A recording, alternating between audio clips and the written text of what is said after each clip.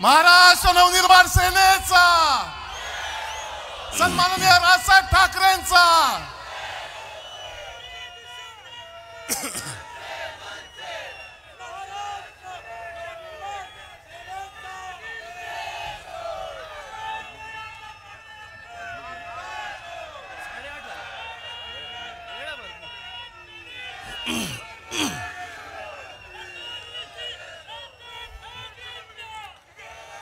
जमलेल्या माझ्या तमाम हिंदू बांधवांनो, भगिनींनो आणि मातांनो,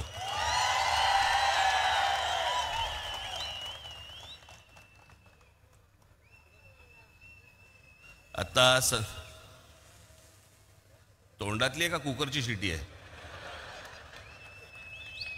आता बस.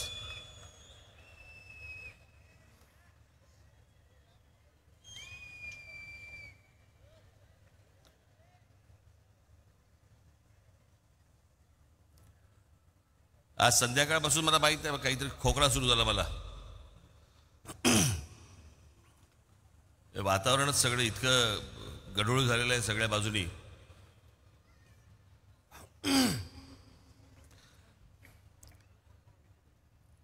चुकून मागून भाषणामध्ये जर समजा काही खोकला बिकला मला आला तर कृपया मला माफ करा.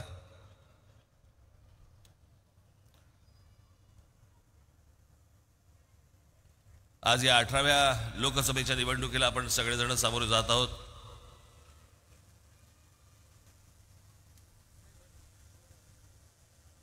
डॉक्टर श्रीकांत शिंदे यांनी आत्ता सांगितलं की काहीतरी फेविकॉल का जोड आहे. पुढच्या वेळेला आम्हाला आतून लावा आपण, नाहीतर नेहमी आमची बाजू बाहेरच.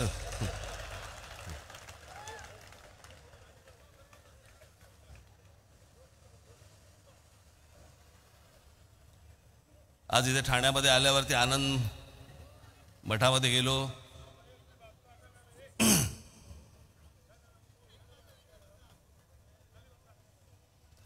आणि त्या आनंद मठात गेल्यानंतर सगळे जुने दिवस आठवायला लागले मला.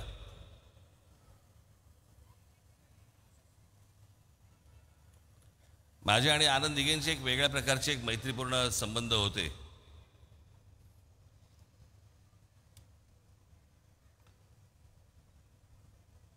आज त्या आनंद मठात गेल्यावरती मी त्यांना तेव्हा पूर्वी मी त्यांना सांगायचो, मी जेव्हा तिथे जात असे मी म्हटलं स्वच्छ ठेवा हो. कुठे आपलं कुंकू पडलंय, कुठे आपली ऊद पडली आहे, कुठे काय पडले सगळं असा. काही जे जुने लोक आहेत त्यांना माहिती असेल तिकडे काय परिस्थिती असायची, त्याच्यातच झोपायची. आज गेलो तर लक्षातच नाही आलं की ह्याच वास्तूमध्ये यायचो मी.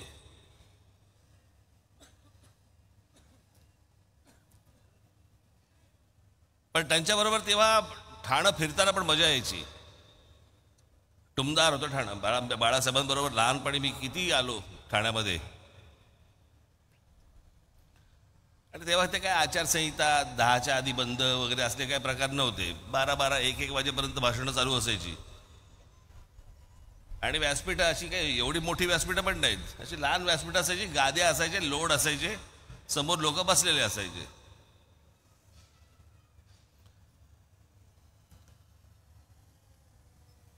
आणि मध्ये रात्री उशीर झाल्यावर ते दव पडणं, गाद्या त्या सगळ्या लोड ओले होणं, सगळं ते व्यासपीठ सगळं अख्खं ओलं असायचं, सगळे ते हार पडलेले असायचे.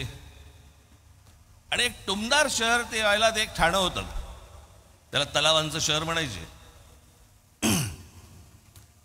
त्या तलावांचे शहर बुजवले गेले आणि नंतर टँकर सुरू झाले.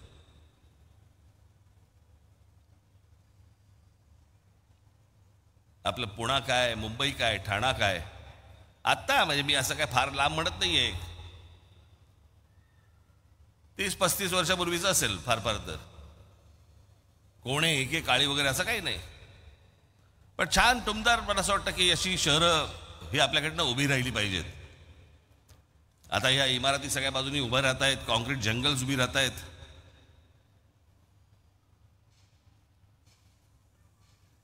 हा जो ठाणे जिल्हा जो आहे ना, हा ठाणे जिल्हा या देशामधला, मी तुम्हाला सांगतो, मी काय बोलतो तर तुम्ही लक्षात ठेवा. आज ही ठाणे लोकसभा कल्याण लोकसभेची संयुक्त ही सभा आहे.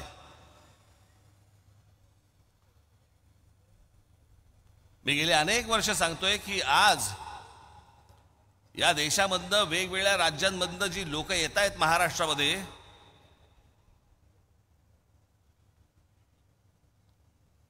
तुम्ही कितीही काम करा, कितीही रस्ते बांधा, कितीही पूल बांधा, कितीही काही करा, पण जोपर्यंत हे बाहेरचे लोंढे जोपर्यंत थांबणार नाहीत तोपर्यंत तुम्ही कितीही विकास केलात तरी या शहरांमध्ये काहीही घडू शकणार नाही.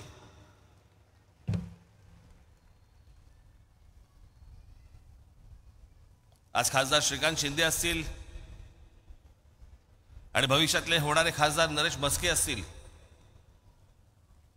उद्या त्यांनी किती फंड आणले, काही आणलं, मी खास करून ठाणे जिल्ह्याबद्दल बोलतोय. मला वाटत नाही भारतामध्ये, संपूर्ण भारतामध्ये, कदाचित जगात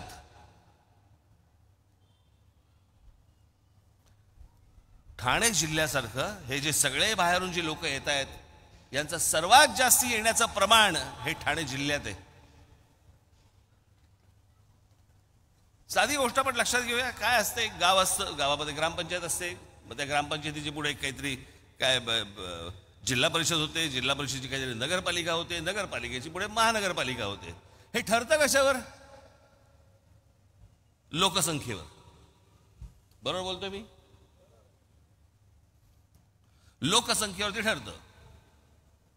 मुंबई उपनगर जिल्हा किती महानगरपालिका आहेत? 1.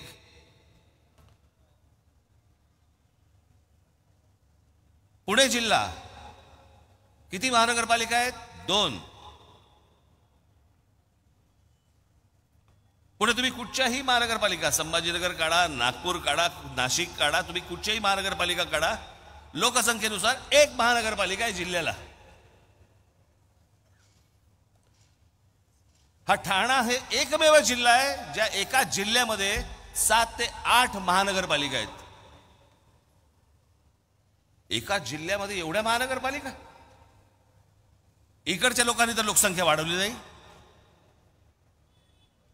म्हणजे जे प्रमाण बाहेरून येण्याचं आहे हे प्रमाण सर्वात जास्ती हे ठाणे जिल्ह्यामध्ये आहे. ठाणे महानगरपालिका, नवी मुंबई महानगरपालिका, कल्याण डोंबिवली महानगरपालिका, मीरा भाईंदर महानगरपालिका, भिवंडी महानगरपालिका, त्याच्यानंतर अजून कुठच्या राहिल्या? उल्हासनगर महानगरपालिका, वसई महानगरपालिका, अंबरनाथ महानगरपालिका. एका जिल्ह्यामध्ये इतक्या महानगरपालिका, म्हणजे विचार करा या जिल्ह्यामध्ये माणसं आली किती आणि येत आहेत किती.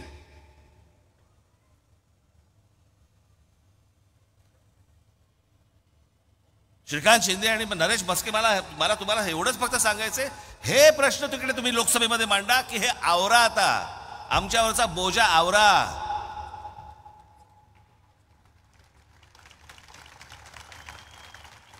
आम्ही उद्या इथे काही मेट्रो आणली, काही आणलं, काहीही आणायचा प्रयत्न केला तरी ते यशस्वी होणार नाही. कारण जोपर्यंत लोकसंख्या वाढते आहे तोपर्यंत हे पुरंच पडणार नाही.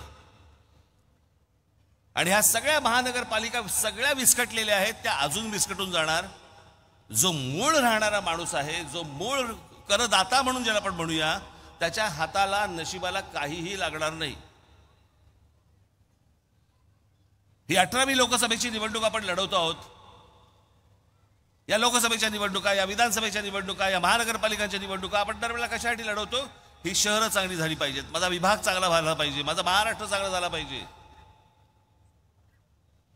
पण हे जर अशा प्रकारचे जर समजा बाहेरून येणाऱ्या माणसांची जर संख्या रोजच्या रोज वाढत असेल, मग लोक म्हणणार बघा कसा संकुचित विचार. याच्यात कसला संकुचित विचार आला?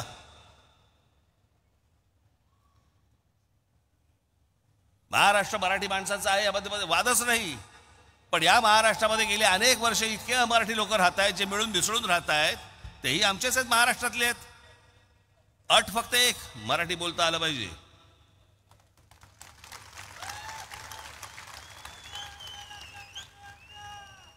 प्रत्येक राज्याची जी राजभाषा आहे ती कोणी बाहेरून कुठूनही आलात तरी तुम्हाला ती शिकली गेली पाहिजे. उद्या आम्ही तुमच्या राज्यात आलो, आम्ही तुमची भाषा शिकू. पण येणार नाही.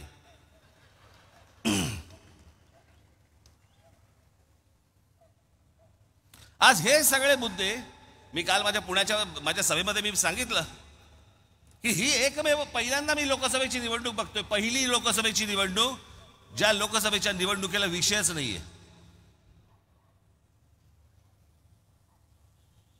मी परवा म्हटलं ना, मला जेव्हापासून मला उमज जायला लागलं राजकारण, तो काळ साधारणपणे 75चा होता. 77ची पहिली निवडणूक त्या इमर्जन्सीच्या आणीबाणीच्या विरोधातली. 80ला पुन्हा इंदिरा गांधींची लाट आली, तो विषय होता. जनता पक्षाचा पराभव झाला. 84ला इंदिराजींची हत्या झाली.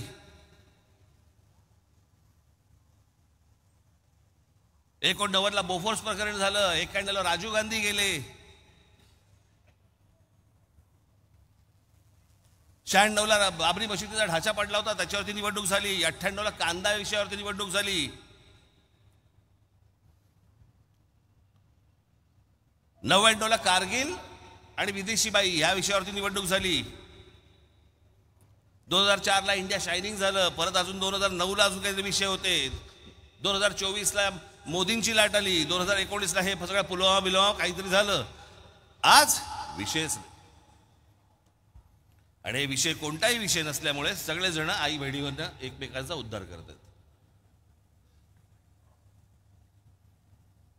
खरं तर हे विषय मांडले पाहिजेत लोकांसमोर. लोकांच्या जीवन मरणाचे रोजचे जे विषय आहेत हे मला असं वाटतं विषय आले पाहिजेत.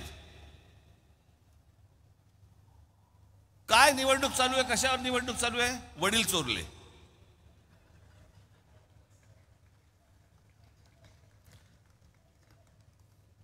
फोडाफोडीचं राजकारण मला कधी मान्य झालं नाही, कधी होणार पण नाही.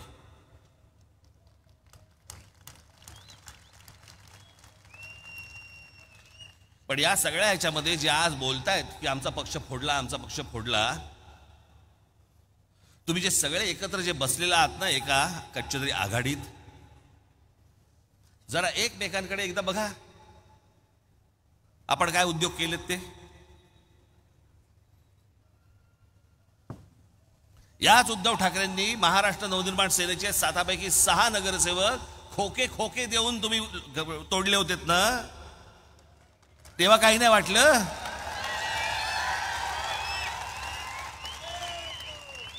मागितले असते ना, दिले असते.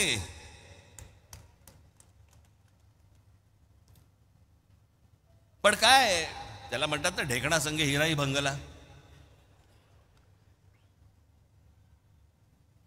बरोबर शरद पवार बसलेत. या फोडाफोडीच्या राजकारणाची या महाराष्ट्रामध्ये जर कोणी सुरुवात केली असेल तर ती शरद पवारांनी सुरुवात केली. पहिल्यांदा काँग्रेस फोडली त्यांनी.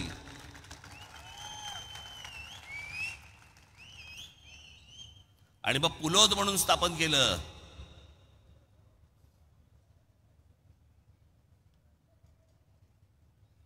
साधारणपणे 77-78 सालची 78 वगैरे सालची गोष्ट असली. पुलोद म्हणून स्थापन केलं. पहिल्यांदा या महाराष्ट्रामध्ये अशा प्रकारचं फोडाफोडीचं राजकारण पहिलं जे सुरू झालं हे शरद पवार साहेबांनी सुरुवात केली या गोष्टींची.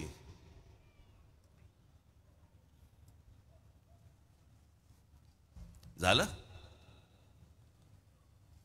मग 1991 पुन्हा याच शरद पवारांनी छगन भुजबळांना फितवून बाळासाहेबांची पुन्हा शिवसेना फोडायला लावली.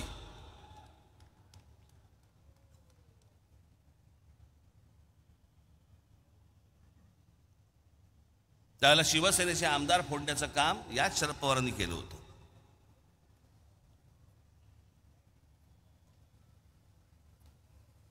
ज्या छगन भुजबळांना फोडलं आज ते इथे असतील.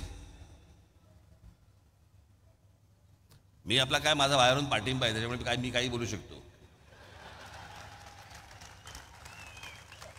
आपल्याला थोडी फेविकॉल अजून लागला आहे.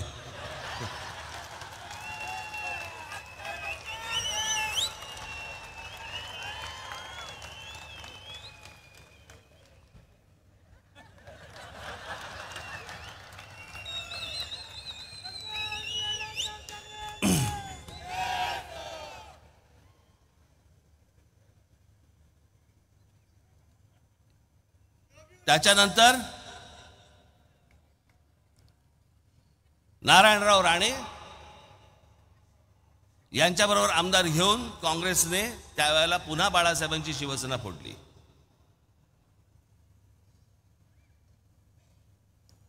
मला आजचं नेतृत्व तेव्हा कुठे टाहो फोडताना दिसलं नव्हतं.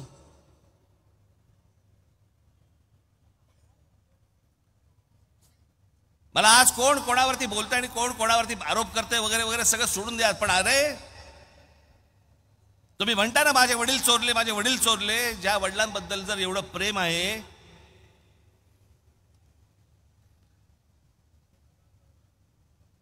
मी एकच क्लिप तुम्हाला दाखवायला आणली आहे, एकच. मी खरं तर एकदाच बोललो होतो मागच्या त्या सभांमध्ये, लावरे तो व्हिडिओ. ते आपल्या सगळ्यांनी लावरे तो व्हिडिओ आपलं ते सगळं सुरूच केलं.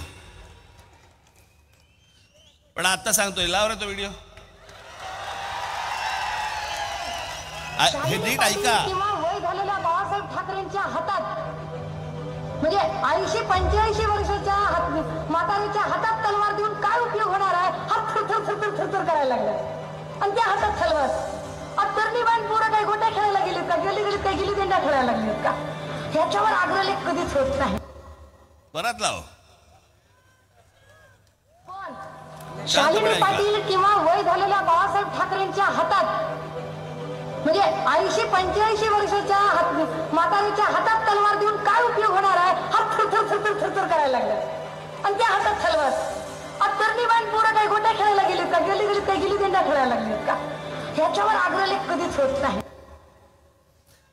यांच्या अनेक क्लिप्स आहेत, मला त्यांच्या काही क्लिपमध्ये काही देणं घेणं नाही आहे. परंतु ज्या माननीय बाळासाहेबांबद्दल वक्तव्य करणाऱ्या या बाई 70-75-80 वर्षाच्या म्हाताऱ्याच्या हातामध्ये तलवार दिल्यावरती लटलटणारा हा हात, असं बोलणाऱ्या व्यक्तीला तुम्ही तुमच्या पक्षाची प्रवक्ती करता, तुमच्या पक्षाचे नेते करता आणि तुम्ही तुमच्या वडिलांवरती प्रेम आहे म्हणून सांगता.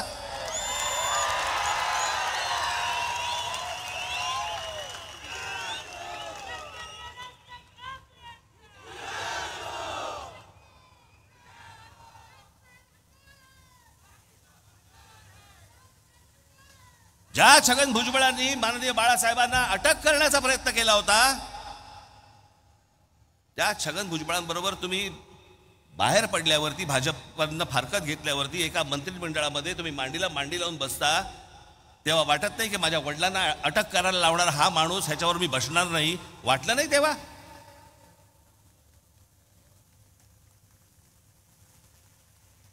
कसला फोडाफोडीचं राजकारण सांगताय तुम्ही?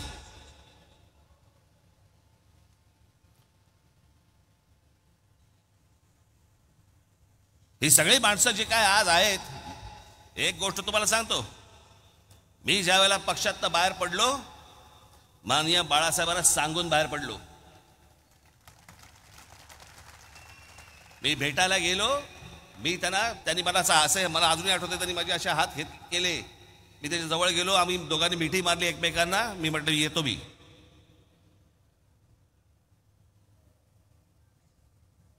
काय करणार आहेस? म्हटलं मला माहीत नाही. पण एक निश्चित मनात होतं, माननीय बाळासाहेब ठाकरे सोडून कोणाच्याही हाताखाली काम करणार नाही.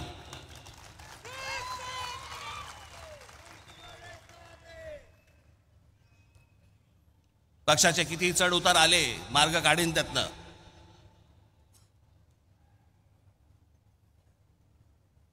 यांनी काय पाहिलंय? मला असं वाटतं कुठेतरी मध्यंतरी ते सगळं सुरू होतं की ह्यांना सगळ्यांना सिंपती मिळाली. कसली सिंपती? 2-2.5 वर्षापूर्वीचा काळ काढून बघा.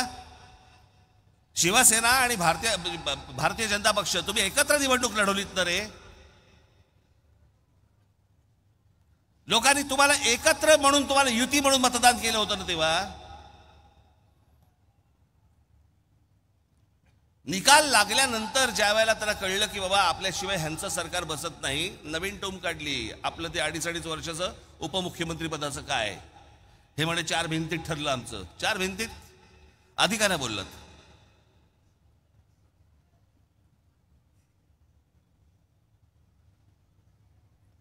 म्हणे अमित शहा आणि आमची म्हणे बैठक झाली एका खोलीमध्ये आणि तिकडे ठरलं की आम्ही 2.5 वर्षाचं आम्ही करणार. नरेंद्र मोदींची सभा झाली, तिथे हे व्यासपीठावरती उपस्थित नरेंद्र मोदी स्वतःच्या भाषणामध्ये सांगतायत की आमचा पुढचा मुख्यमंत्री देवेंद्र फडणवीस असणार. का नाही आक्षेप घेतलात? अमित शहाच्या सभेमध्ये व्यासपीठावर तुम्ही बसलेले होतात, तिथे अमित शहा म्हणाले आमचा पुढचा मुख्यमंत्री देवेंद्र फडणवीस असणार. का नाही आक्षेप घेतलात तेव्हा तुम्ही? निवडणुकीचे निकाल लागल्यानंतर तुम्ही सगळ्यांना जगाला सांगताय की माझ्याबरोबर 2.5 वर्षाचा करार केलेला मग अधिकाऱ्यांना सांगितलं तुम्ही. लाखो लोकांची मतं वाया घालवलीत आणि त्याच्यानंतर ज्यांच्या विरोधामध्ये तुम्ही निवडणूक लढवलीत त्यांच्याबरोबर जाऊन तुम्ही तिकडे विधानसभेमध्ये बसलात काँग्रेस आणि एनसीपी बरोबर.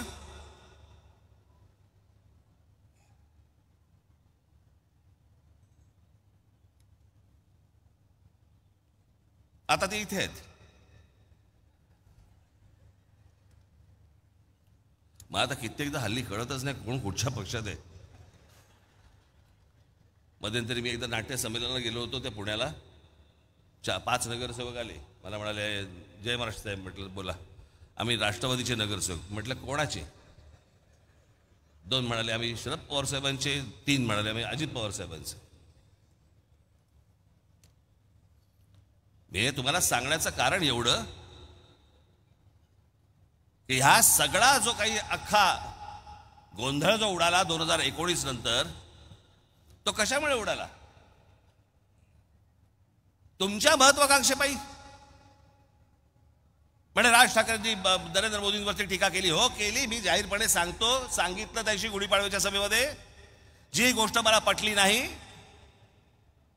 त्याला मी विरोध करतच राहणार. जी गोष्ट चांगली केली त्याला मी पाठिंबा देतच राहणार.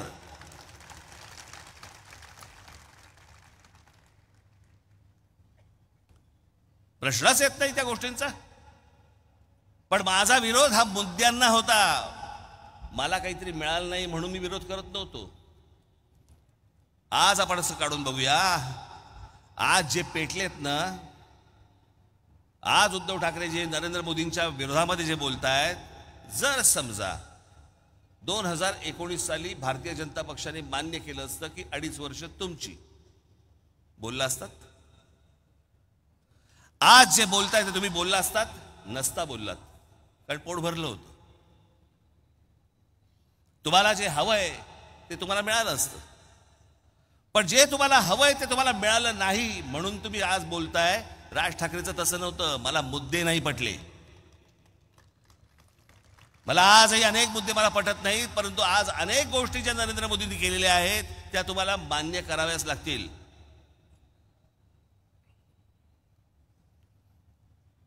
या देशामध्ये असंख्य लाखोने आज चांगले मुसलमान राहतात. या देशाला मानणारे मुसलमान राहतात. या देशावरती प्रेम करणारे मुसलमान राहतात. त्यांना असले कुठचेही दंगे बिंगे वगैरे असल्या कुठच्याही गोष्टी नको असतात. पण त्यात अनेक अशा मुठभर काही वाह्यात अवलादी पण आहेत.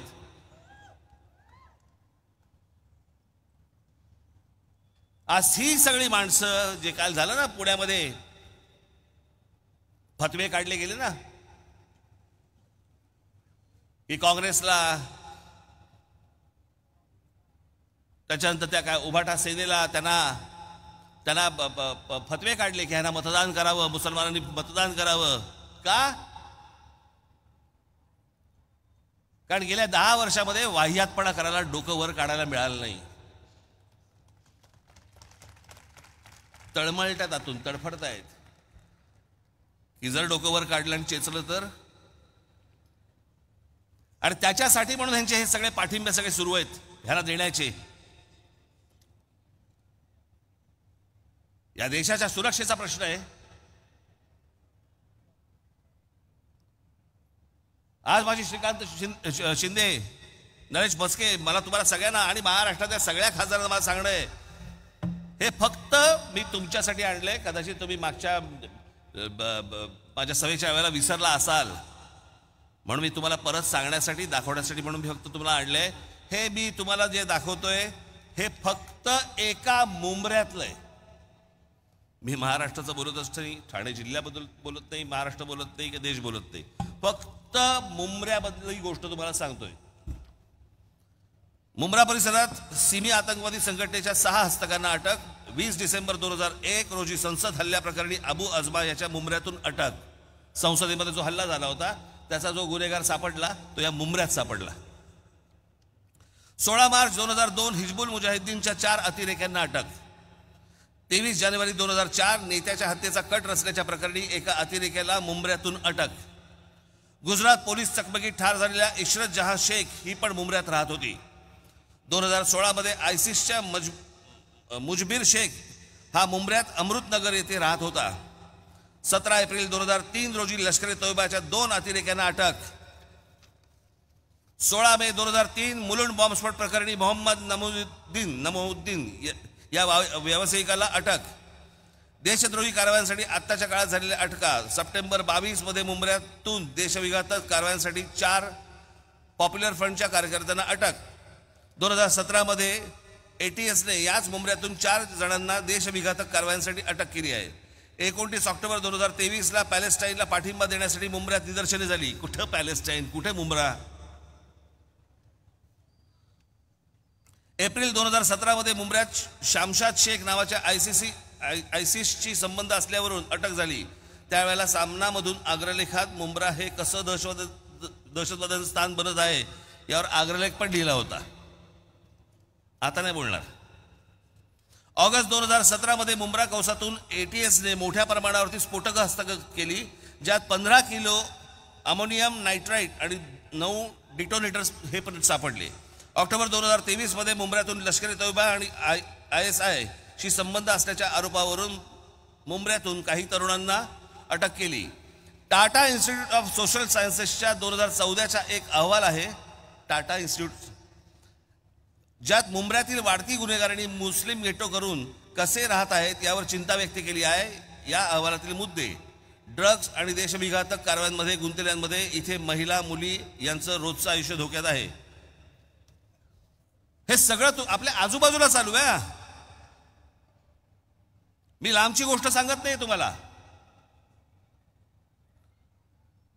आज माझ्या समोर इथे इतक्या माता भगिनी समोर बसलेल्या आहेत. कोण तुमची रिक्षा चालवतंय, कोण तुमच्या गाड्या चालवतंय, कोणाबरोबर बसताय, कोण तुमच्या बाजूने चाललेला आहे, काही सुरक्षेचा विषयच नाही. आणि सगळ्या अशा परिस्थितीमध्ये जर समजा गेल्या 10 वर्षामध्ये एक गोष्ट जर समजा असेल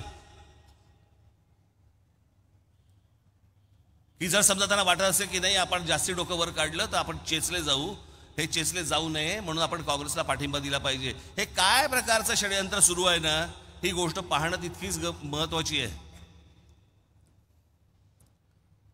माझ्या आमदार खासदार नगरसेवकांना माझं सांगणं आहे, तुम्ही सतर्क असले पाहिजे. तुम्ही या लोकांकडे सतत गांभीर्याने पाहिलं पाहिजे. याच्यामध्ये कधीही चांगला मुसलमान भरडला जाणार नाही याची देखील दक्षता तुम्ही घेतली पाहिजे. पण या सगळ्या गोष्टी करत असताना देशविघातक ज्यावेळेला शक्ती ज्यावेळेला अशा प्रकारे ज्यावेळेला कुठे कुठे काम करत असतात त्यावेळेला आपल्या लोकप्रतिनिधींचं तिकडे लक्ष असलं पाहिजे. विकासाबरोबरच सुरक्षा हा देखील तितकाच महत्त्वाचा विषय आहे. तो मला असं वाटतं येणाऱ्या भविष्यातल्या ह्या सर्व मंडळी हे आपापले सगळे मतदारसंघ चांगल्या पद्धतीने सांभाळतील या एका अपेक्षेसाठी म्हणून मी याची ही सभा घेतलेली आहे. आज मी श्रीकांत यापुढे, नरेश या,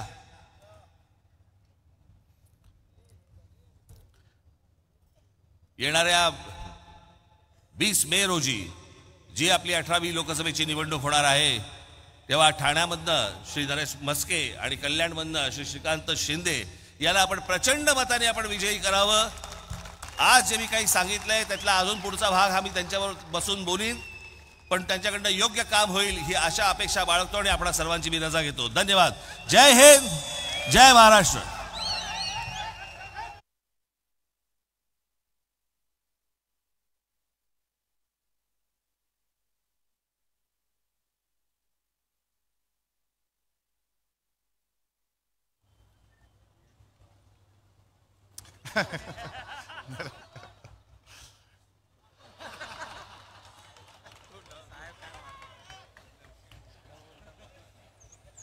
राष्ट्रगीत होईल आणि आपली सभा संपेल. कृपया राष्ट्रगीतासाठी उभे राहा.